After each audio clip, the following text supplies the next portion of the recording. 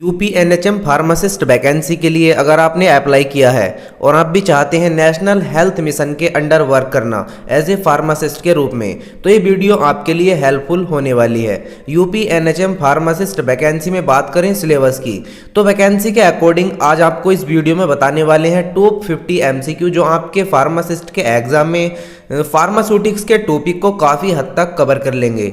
तो guys video को last तक देखना और चैनल पर नए हो तो चैनल को भी सब्सक्राइब जरूर कर देना। दोस्तों मेरा नाम है आदिल और स्वागत है आपका एडीएल फार्मेसी यूट्यूब चैनल में। दोस्तों आपको एक बात और बता दूं कि चैनल की प्लेलिस्ट से भी एनएचएम फार्मासिस्ट के लिए एमसीक्यू की तैयारी कर सकते हैं। इसके लिए आप प्लेलिस्ट जरूर चेक कर लेना। तो गाइज स्टार्ट करते हैं वीडियो। तो चलिए दोस्तों अब आपको बताते हैं फार्मास्यूटिक्स से कुछ ऐसे मोस्ट इंपॉर्टेंट क्वेश्चंस जो कि आपके एनएचएम फार्मासिस्ट के लिए काफ़ी ज़्यादा इंपॉर्टेंट होने वाले हैं। जो कि आपके एनएचएम फार्मासिस्ट में आपको जो कंप्यूटर बेस्ड आपका टेस्ट होने वाला है उसमें आपके मल्टीपल चॉइस क्वेश्चंस आने वाले हैं। तो उसमें आपको फार्मास्यूटिक्स के आपकी इसमें प्रिपरेशन कराने वाले हैं। तो क्वेश्चन नंबर फर्स्ट है the dash Samhita included reference to drug और animals plants and minerals origin used until the first century AD. यानी दोस्तों फर्स्ट सेंचुरी एडी के दौरान ऐसी कौन सी संविधा थी जिसके लिए ड्रग्स और एनिमल्स प्लांट्स एंड मिनरल के ओरिजिन के लिए उसको यूज किया जाता था। तो दोस्तों इसमें चार ऑप्शन दिए गए हैं, Ebers, Charak, Hippocrates and Sushruta. तो right answer is option B Charak, यानी कि दोस्तों चारक संविधा थी। नेक्स्ट क्वेश्चन की बात करें, who is the father of medicine, यानी कि दोस्तों मेडिसिन के फादर कौन कहलाते हैं। तो इसके ऑप्शन ए है एबर्स, ऑप्शन बी है हिप्पोकेरेट्स, ऑप्शन सी है इजिप्शियन एंड ऑप्शन डी है दोस्तों पोंटस। तो right answer is option B Hippocrates. Next question है question number 3, use of formulation made up of numerous plant referred as. Numerous plants बनाने के लिए कौन सी फॉर्मुलेशन का यूज किया जाता है। इसके ऑप्शन है option A galenicals, option B parenteral, option C plant vehicles and दोस्तों ऑप्शन डी जेनेरिक्स। तो राइट आंसर है दोस्तों इसका option A galenicals. Question number 4 है the first edition of Indian pharmacopoeia was published in, यानी कि Indian pharmacopoeia का पहला एडिशन कब पब्लिश किया गया था। इसके ऑप्शन है option A 1965, option B 1975, option C 1955 and option D 1985। तो दोस्तों आपको पता होना चाहिए कि इंडियन फार्माकोपिया का जो पहला एडिशन था वो 1955 में डिक्लेयर किया गया था, यानी कि वो पब्लिश किया गया था 1955 में। नेक्स्ट क्वेश्चन है the second edition of IP was published in, यानी इंडियन फार्माकोपिया का जो सेकंड एडिशन था वो कब पब्लिश किया गया था। इसके ऑप्शन ए है 1955, option B 1966, option C 1985 and option D 1990। तो दोस्तों इसका राइट आंसर होगा ऑप्शन बी 1966। इसी तरह से नेक्स्ट क्वेश्चंस पर आते हैं। क्वेश्चन नंबर 6 है the third edition of IP was published in, यानी कि जो इसका थर्ड एडिशन था इंडियन फार्माकोपिया का वो कब पब्लिश किया गया था। तो आपको याद रखना है कि 1985 में इंडियन फार्माकोपिया का तीसरा एडिशन पब्लिश किया गया था। इसी तरह से क्वेश्चन नंबर 7 है the fourth edition of IP was published इन। तो आपको भी इसे याद रखना होगा कि आपका जो है ये फोर्थ एडिशन था इंडियन फार्माकोपिया का 1996 में पब्लिश किया गया था। The fifth edition of Indian Pharmacopoeia was published in, Indian pharmacopoeia का पांचवा एडिशन कब पब्लिश किया गया था। तो राइट आंसर है दोस्तों इसका 2007, यानी कि 2007 में इसका जो है पांचवा एडिशन पब्लिश किया गया था।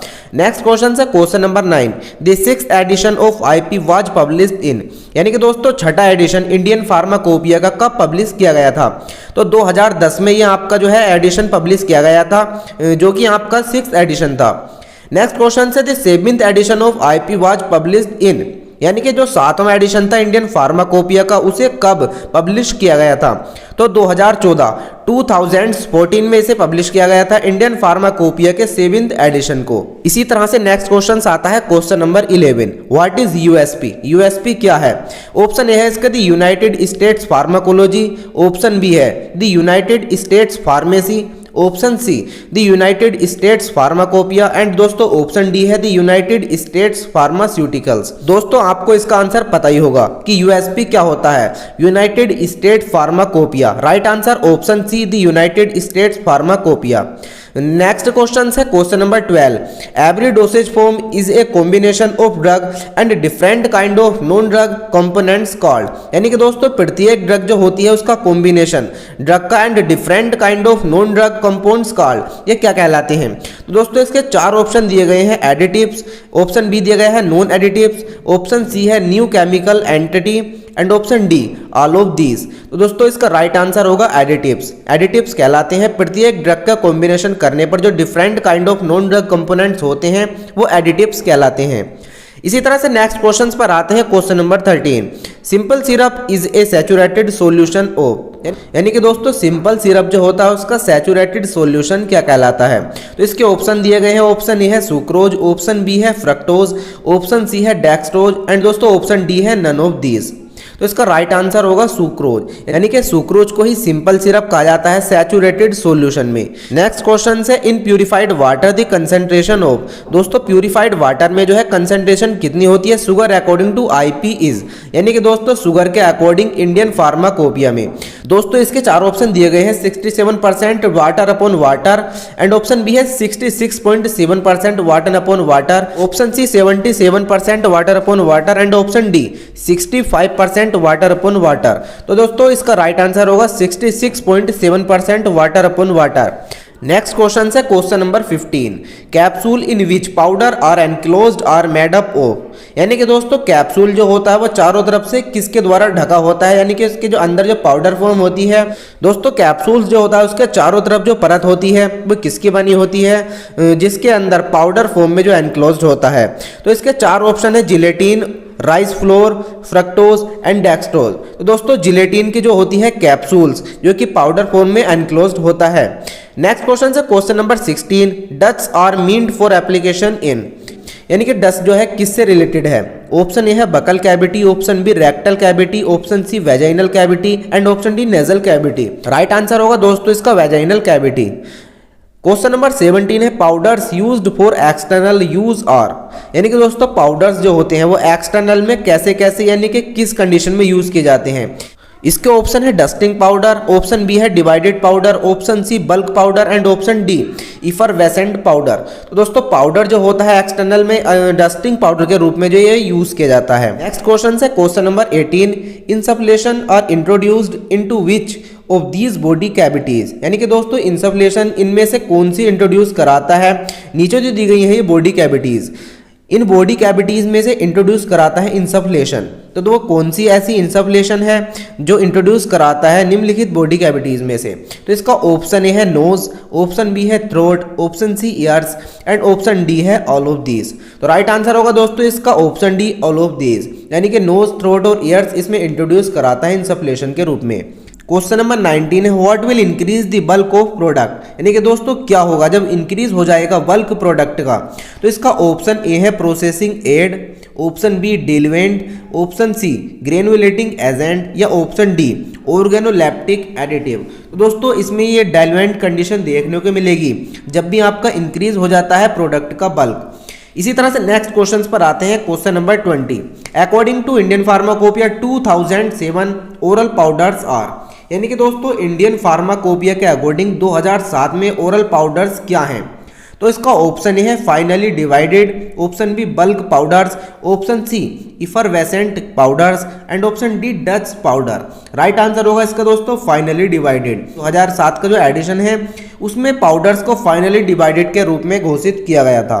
इसी तरह से क्वेश्चन नंबर 21 है which powder must be sterilized before their use, यानी कि निम्नलिखित में से कौन सा पाउडर स्टेरिलाइज्ड किया जाता है इसके यूज से पहले, यानी कि कौन सा वो नीचे पाउडर है जिसमें पाउडर को स्टेरिलाइज किया जाता है, नीचे जो दिए गए हैं इन पाउडर के यूज से पहले।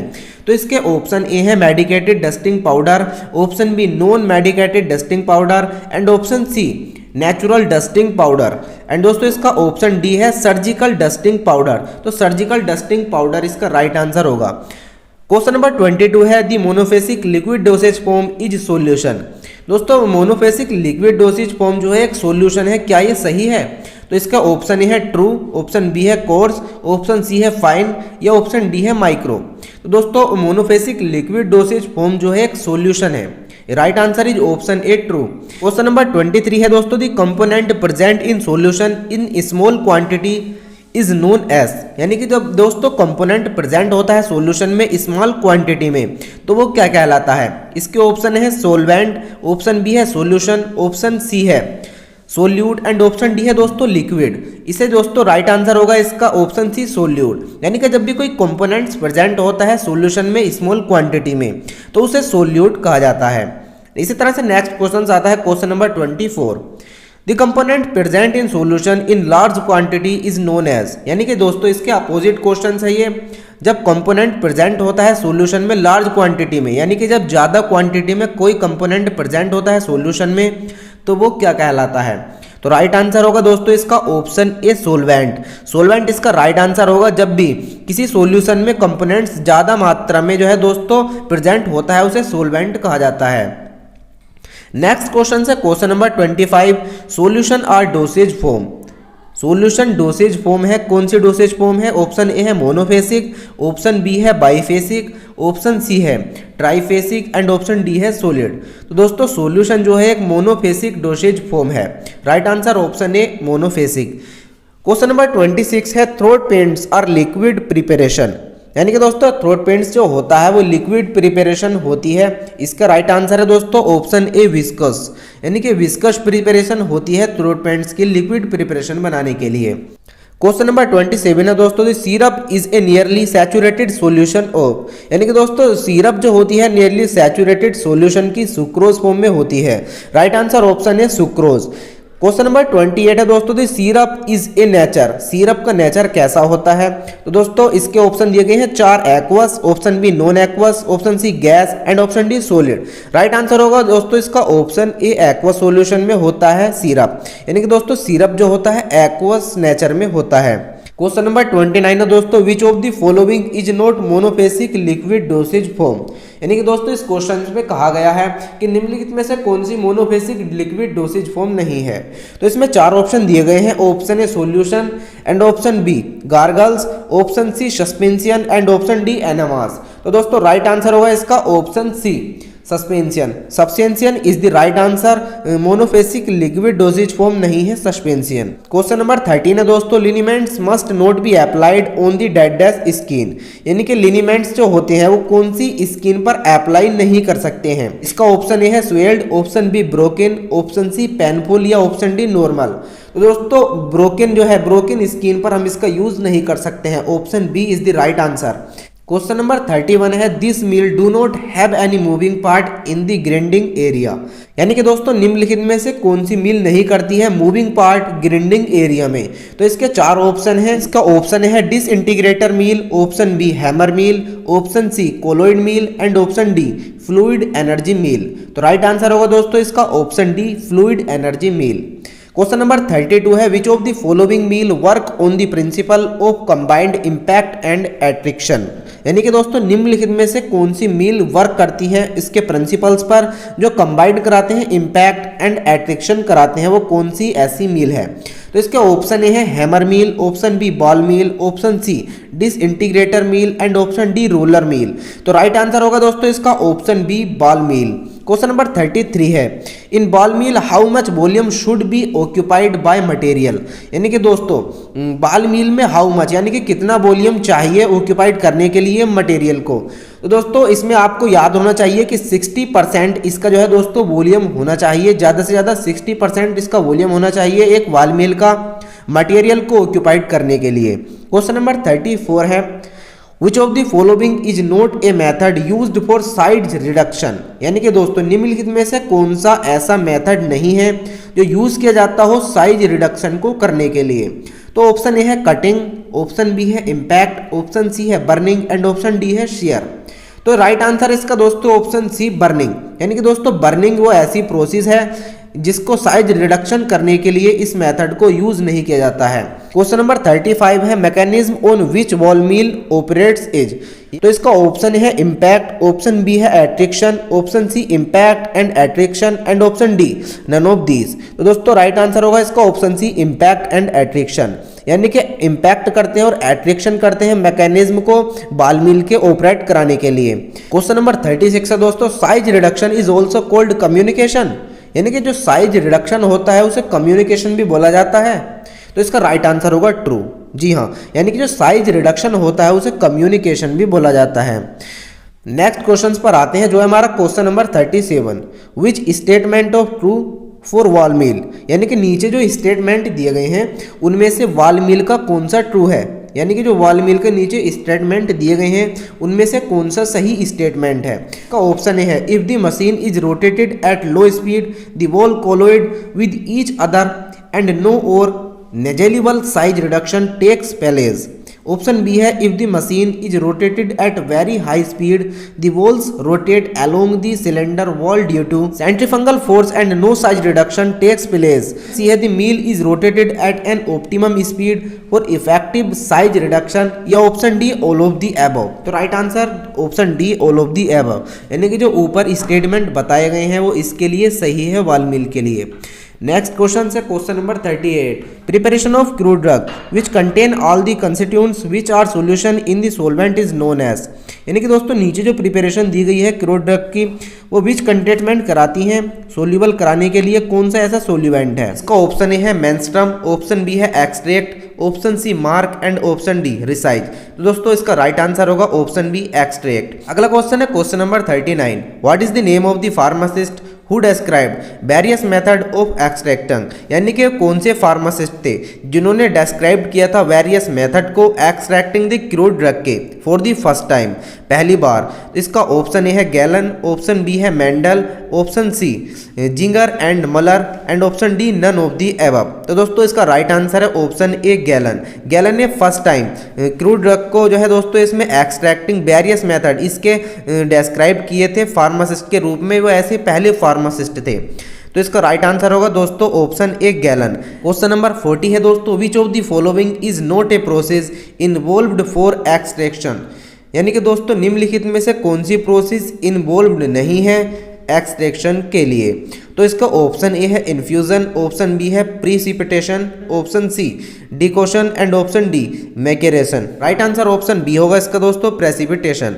क्वेश्चन नंबर 41 है दोस्तों, in which extraction process the drug is extracted by heating at a particular pressure, यानी कि दोस्तों जब प्रोसेस की जाती है ड्रग की किसी हीटिंग पॉइंट पर पार्टिकुलर प्रेशर के द्वारा, तो दोस्तों उसमें एक्सट्रैक्शन प्रोसेस उसकी क्या कहलाती है। तो इसका ऑप्शन ए है डाइजेशन, ऑप्शन बी है diffusion, option C decoction and option D maceration. Right answer होगा दोस्तों इसका ऑप्शन ए डाइजेशन।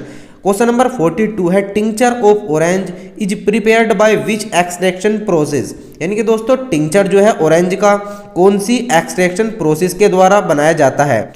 इसका ऑप्शन ए है सिंपल मैकेरेशन, ऑप्शन बी है double maceration, option C triple maceration and option D none of these. तो दोस्तों इसका right answer होगा सिंपल मैकेरेशन, यानी कि सिंपल मैकेरेशन प्रोसेस द्वारा टिंचर बनाया जाता है ऑरेंज का। नेक्स्ट है question number 43, which of the following is not the process of transfer of heat, यानी कि दोस्तों निम्नलिखित में से कौन सी प्रोसेस है जो ट्रांसफर करती है हीट को। ऑप्शन है कंडक्शन, ऑप्शन बी है कन्वेक्शन, ऑप्शन सी है आयोनाइजेशन एंड ऑप्शन डी है रेडिएशन। राइट आंसर होगा दोस्तों इसका option C ionisation. Question number 44 है दोस्तों, the free escape of vapour from the surface of a liquid below boiling point is known as. इसका right answer होगा दोस्तों option C evaporation. Next है question number 45, at which point the vapour pressure is equal to the atmosphere pressure, यानी कि दोस्तों कौन से point पर वेपर प्रेशर बराबर हो जाता है एटमॉस्फेरिक प्रेशर के। इसका ऑप्शन है हीटिंग पॉइंट, ऑप्शन बी है melting point, option C freezing point and option D boiling point. तो दोस्तों बॉइलिंग पॉइंट इसका राइट आंसर होगा ऑप्शन डी, बॉइलिंग पॉइंट पर ही वेपर प्रेशर बराबर हो जाता है एटमॉस्फेरिक प्रेशर के।